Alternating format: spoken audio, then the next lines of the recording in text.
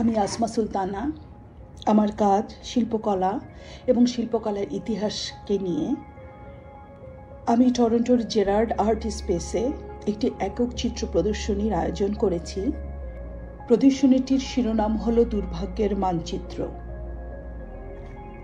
এই প্রদর্শনীতে রয়েছে 14টি শিল্পকর্ম, যা আমি সৃষ্টি করেছি 2012 থেকে 2025-এর মধ্যে, এবং বিভিন্ন ধরনের মাধ্যম দিয়ে আমি সৃষ্টি করেছি এই শিল্পকর্মগুলো, যেমন ড্রয়িং, আলোকচিত্র অথবা ডিজিটাল আর্ট, ইনস্টলেশন, ফ্যাব্রিক বা টেক্সটাইলের কাজ, ভিডিও আর্ট ইত্যাদি। প্রদর্শনীটির মূল বিষয়বস্তু হচ্ছে আমার বাংলাদেশের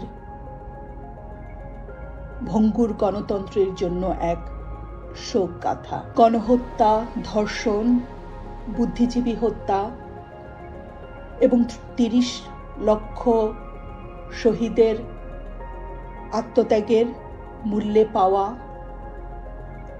আমাদের মানচিত্র যেন একটি রক্তের ঋণপত্র। ভয়াবহ এই ধ্বংসস্তূপ থেকে নির্মিত এই দেশ আমাদের এই অতীতের কাছে ঋণী।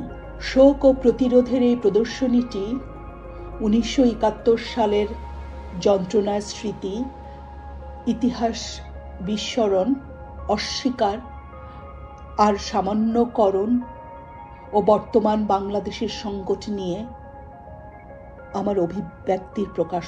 আমার সেই সংবেদনশীল অভিঘাত সৃষ্টি করতে চেয়েছি যেন একটি সময়ের সীমানাকে দূর করে দর্শকদের একটি জীবন্ত অভিজ্ঞতায় নিমজ্জিত করে, ইতিহাস ও রাজনীতির অজানা শূন্যতার মুখোমুখি করে।